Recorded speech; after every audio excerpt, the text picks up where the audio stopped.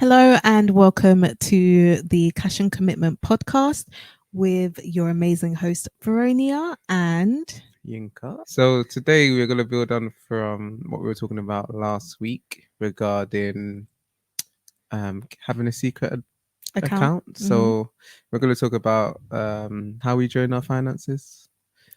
Babe, this is why you should not introduce the topic because that is not the topic. Okay. The topic is joint versus separate finances. Which one should you have? Coolies. That's what we're going to be talking about today. And we're going to talk about the pros and cons of each because there are both pros and cons. And obviously, we will talk about what we have and what works for us. So, shall we? What do you want to do first, joint or separate? I'm easy. Okay. Let's do joint first because we can then obviously talk about our experience with joint. So, first of all, what would you classify as joint finances? I'd say you're putting your money together. So your money goes into one account to pay for bills, utilities, etc. And potentially your savings and investments are in that same account. But at the bare minimum, I'd say you're putting money into an account, and from that account, bills and utilities and stuff are getting paid. Okay, cool. Versus separate. You just have two separate accounts. I mean, maybe you do, one of you does the rent, one of you does the utilities, one of you does another bill, but your accounts are strictly separate. So there's no joint account whatsoever. Yeah. And I think it's important to note as well that you may have like the extreme of joint and the extreme of separate, but there are also, you can also do a bit of a hybrid, which we'll probably talk about because we do a little bit of a hybrid. But for example, where you might have your income might come into your separate accounts, but maybe you have a joint account just for bills. Yeah. For example. So there are nuances. So if you're thinking about joining finances, what are the pros of having both of your incomes going into one account? So I would say one big pro I think is transparency because both of your incomes will obviously be coming into the account. So you essentially know how much each other is earning. And again, I think that helps with just the transparency in marriage in general. So yeah, I think it's quite difficult then to try and hide something when it comes to the finances because you have that joint account, because all of your finances are joint. So I would say that's maybe a big pro. Another pro is that I guess you kind of get to build together. So especially if you are joining savings as well, you get to build together, and sometimes it's easier to do that with two incomes versus one income. So I think that's also good. You get to work together, I guess, as well. Like you get to maybe communicate a bit more because how you're maybe spending a lot of the money, how, for example, I'm spending the money will then also reflect on you as well. So that can also be a bit of a con, but I think it's a pro in that you get to work together, you get to both be accountable to each other. Yeah. Which I think is good. It forces you to work together. Yeah. And it's a good thing in the long run because it means that none of you are in the dark about your finances and how your finances work. So, yeah. So before we got married, obviously we mentioned this, I think like in an earlier episode, you obviously didn't really have the idea of the incomes going into the one account. You kind of thought actually it would be better to maybe do a hybrid where our incomes came into our separate accounts and then you just transfer how much you need for the bills. Do you still feel like you would prefer that option, or do you like the fact that we have pretty much joined it all together from the get-go? It's fine how it is now. I think the reason why I was more against it last time is because it was just a change, and a change is different. It's the unknown, but it also requires more effort.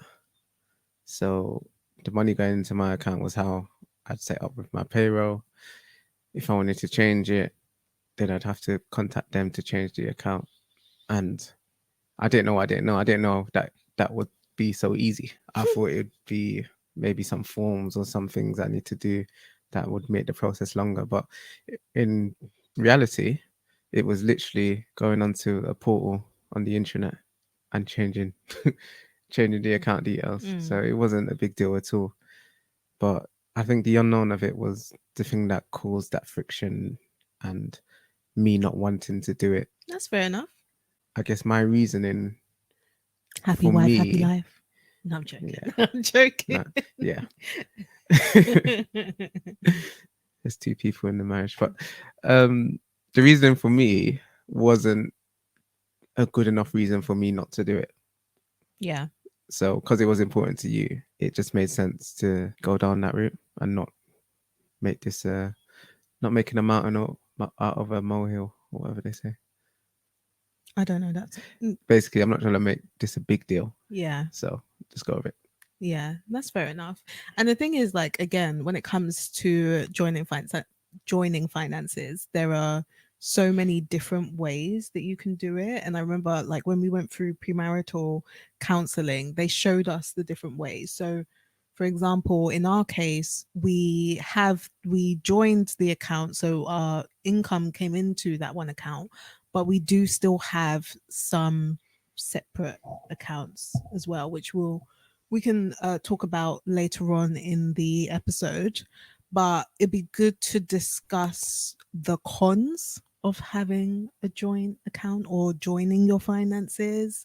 Is there anything, I don't know, that makes it a bit difficult that you would consider a con?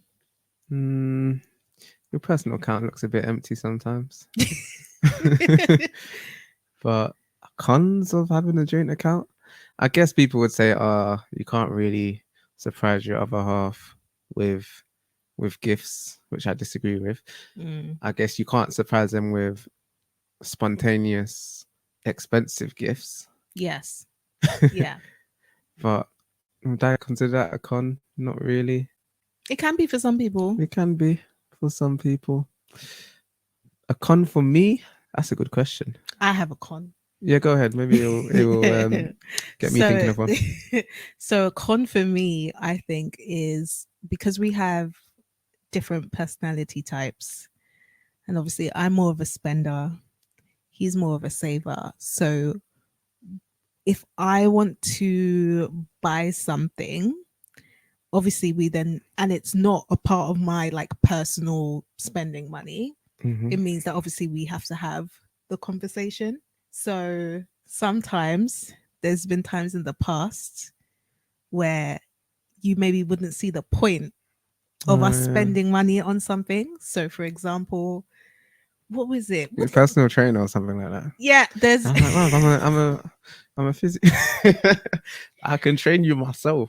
yes, exactly. So so there are things where like I would happily spend money on, and you would kind of be like, but you could just do it yourself. Mm, So then we have to have that conversation. So I think that's a con. Like if you both have different personality types, yeah.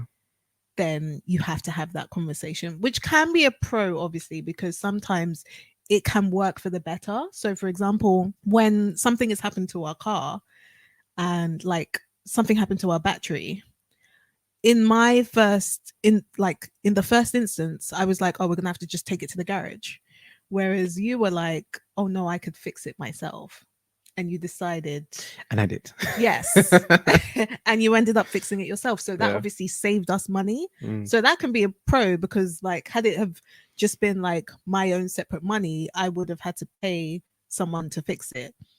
Whereas you ended up saving us money. So I feel like it can be a pro and con if you both have different personality types because you have to discuss more about spending money mm, and stuff.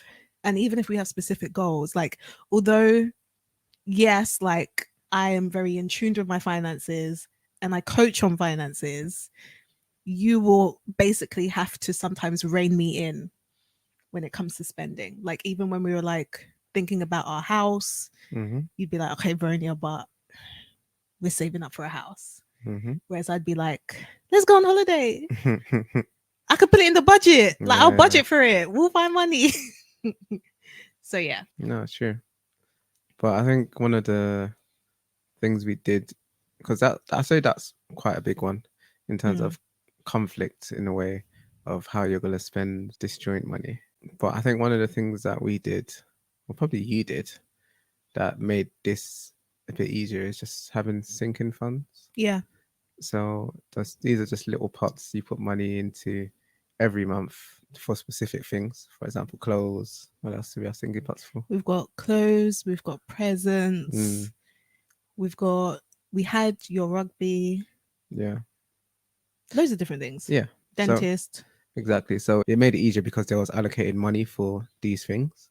The only thing I'd say is that that clothes pot is that's Veronia's clothes pot. Is like, did I even use any money from that pot? You did. Not really. Not really. Baby, you did. Not really. But yeah, I think that's probably because of our different kind of like spending Habits. behaviors. Yeah. I have another one. You have loads. It's not I'm big. just enjoying No, our that- financial situation, yeah. but Veronia's got cons.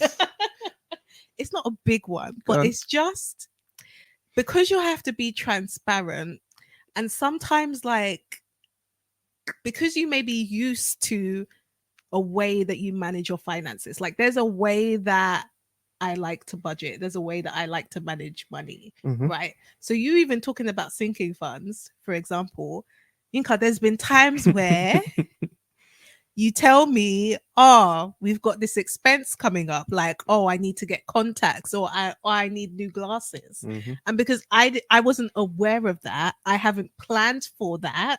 Neither And did I. obviously, yeah, no, that's the problem.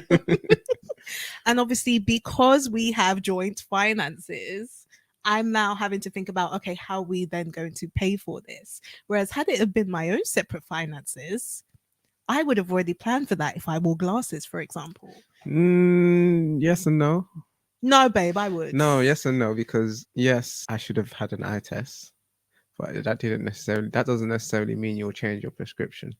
So it's only because my prescription wasn't working well that I had to get a new prescription. But other than that, I think I've been all right. I mean, sometimes with my work stuff, if I need to renew my work registration, then Mm. sometimes that creeps up. But more often than not, we're good. Yeah. No, I'm not saying that joining hasn't been good. Like, 100%, I would continue to do it. But I'm just mentioning it's not always all rosy. Mm, So yeah, cool. All right. Well, let's move on to separate finances then. mhm. So, what do you think would be a pro for having separate finances? Because actually, if we're being honest, a lot of married couples have separate finances or some form of separate finances. Yeah, I guess you have the independence to manage your money any way you want. Could be considered a pro.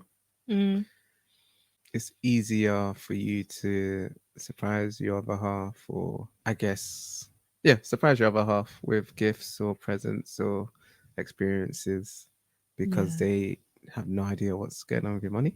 Which sometimes I can feel like because when I bought your PS5, Mm.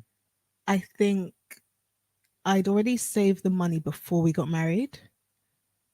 Well, I'd saved some of it. Oh yeah, I remember. Because I was Yeah. like, why haven't I got this PS5 yet? But then there was a shortage. So. Yeah, exactly. So I'd saved it before we got married. So it was easier for me to do it because when we got married, I think it would have been much more difficult for me to do it because then I would have had to tell you, oh, I need to increase our spending money Mhm. so that I could save for it. So yeah, I do understand, that part about buying gifts and things like that. Yeah, I mean, you also get more money to like do what you want to do because it's your personal money. So that can be materialistic things or shopping, clothing, tech, whatever it is for yourself. But in a positive way as well, it could probably be things like investing in things that you're more interested in. So Mhm. whether that will be stocks or higher risk, invest in like cryptocurrencies, or maybe even just safe invest in like ETFs or index funds. Yeah. So yeah, there's some pros to it for sure of having your personal account. Yeah. And I think maybe one big pro is that or it could be a pro and a con, but you then don't really have to be that accountable to your other half. Like, I can be able to choose where my money goes. Hmm. But then again, yeah, the question is, do you want that to be the case, or is it sometimes actually better to be accountable to someone else? Yeah. So yeah. Okay, cool. Let's talk about cons then. I think with cons, I guess there's the transparency part. Because you have separate accounts, you might not know, unless you really talk about it, you might not know how much the other person is earning. Yeah. You might not be able to join your financial goals if everything is being separate. Yeah. You might not be able to speak about your financial struggles Yes. because you haven't been transparent with how much you're earning or how you're spending your money. And it could be both of you can't talk about it and you're both struggling, but you're both scared to talk about your finances. Yeah. So nothing's being said and you're both drowning in debt. Could be that. Yeah. Or it could be, for example, that one person is doing really, really well and they've got like all their savings, they've got their investments, and then the other person maybe isn't really doing that well and they're struggling. And again, they're not able to really communicate that. And so you've just got one person struggling and the other person doing really well. And then what happens like later on in life? Yeah. And it could be more difficult for you to reach joint financial goals, even independent financial goals. Mm, Because I assume, well, I'm making an assumption here that if your finances aren't joint, then your financial goals you probably don't know it. may not be joint. It's not joint, but you may not have even shared it with your partner. Mm, So if you did, then there's potential that your financial goals may align, which means that you can allocate more money towards that, which means you can reach your goals quicker. yeah. And then another, I would probably say this is quite a big con though, as well, is what happens if there are a change in circumstances, like a change in income. Mm-hmm. So if, for example, Yeah. one person loses their job, what happens then? Like, are you then still expected to find the money some way, somehow to be able to pay for your share of the bills? Yeah.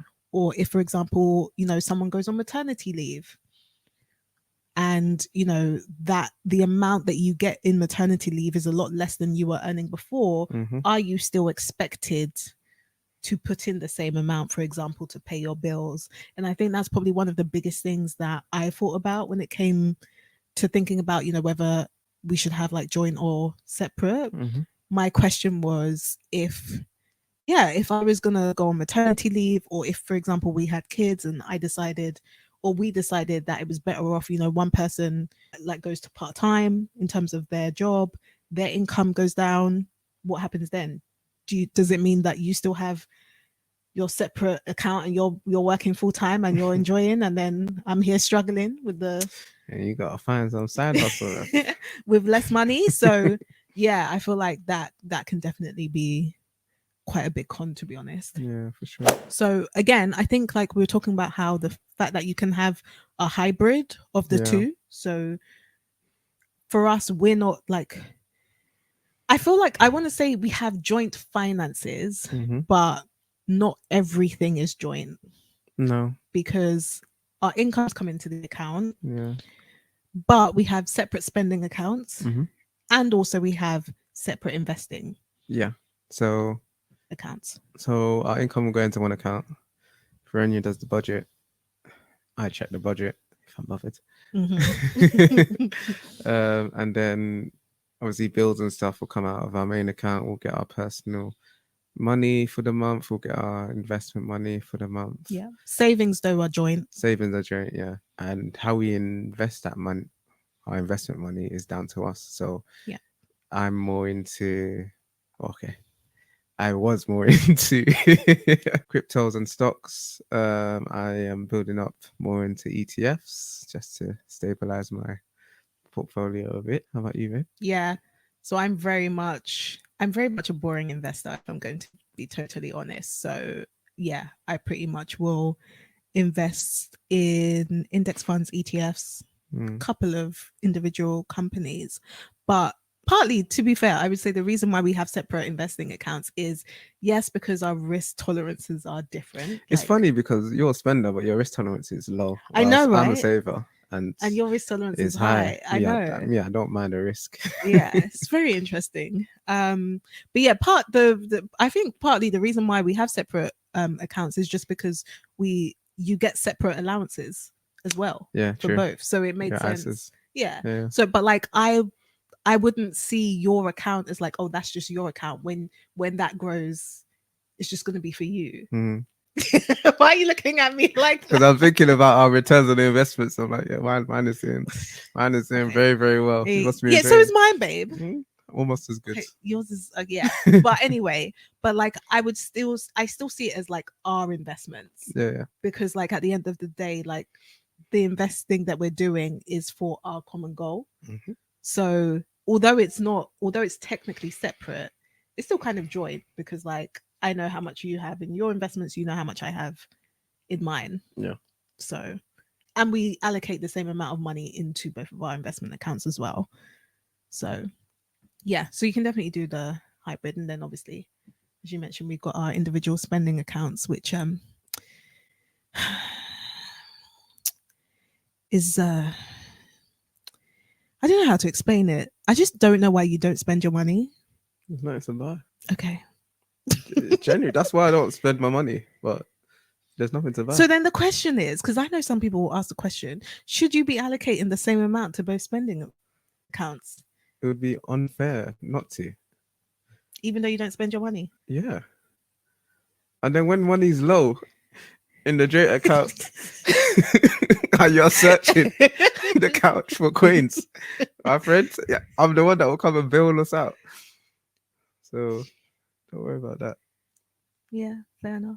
But yeah, I think that works for us, like allocating the same amount into the spending account. Because I think when people think about joining finances, they almost think that, oh, okay, that means that you have to completely lose all of your independence. Mm. But again, you can do a hybrid where I still feel like I have some form of independence with my own spending money, because you're not going to question. I mean, sometimes you do question, you know, how I've spent money, but you're not gonna really care, because that's my own personal account. Likewise with yours. Like obviously I would question, how come you don't spend your money? But also I don't really care, because that's your spending account. Yeah. I think in essence, what makes it easier is that it kind of feels automated in terms of how we pay our bills and things of that nature. But it's also very nice to have savings and investments and see those things growing Together. and growing together and us getting closer to reaching our financial goals Yeah. together. And I think that's probably one of the biggest pros that makes joining accounts, in my opinion, so good. I agree, because I think we're able to reach our goals a lot faster because we have those common goals and we know what we're working towards as well. Yeah. So I think it's good. But yeah, again, you could do a hybrid of the two. You don't have to just go full force into just having the one account. Yeah. I think just do what works for you guys, but try and be transparent with each other. Yes. With your money. It's not a bad thing. No. Even if you are earning like vastly different range in incomes, as long as I feel for us, as long as there's a basis that it's our money regardless of whether Veronia can't work and then I'm the main breadwinner, or if I can't work and Veronia has to be the main breadwinner, it's always going to be our money. Yeah. So if you can adopt the attitude of being transparent, then I believe that's going to be one of the main things in helping you have a healthy financial relationship with money, but also with each other. Yeah, I agree. So whether you choose to join or do it separately or do a hybrid of the two, I think transparency is the most important thing. Agreed. Basically. Cool. So if you did like this episode and you're watching on YouTube, don't forget to press the like button and also subscribe. And if you're listening on other platforms such as Spotify and Apple Podcasts, please follow And don't forget to leave a review as well. Yeah. And if you need more support when it comes to finances, if you're trying to manage your money better, you're trying to save more or pay off debt, then be sure to check out the description below to learn more about one-on-one coaching and also couples financial coaching as well. If you are interested in that, by booking a call with me to learn more. Great. I think we're going to leave it there. Yes. We hope you have an amazing week and we will see you on the next episode. Bye. Peace and love.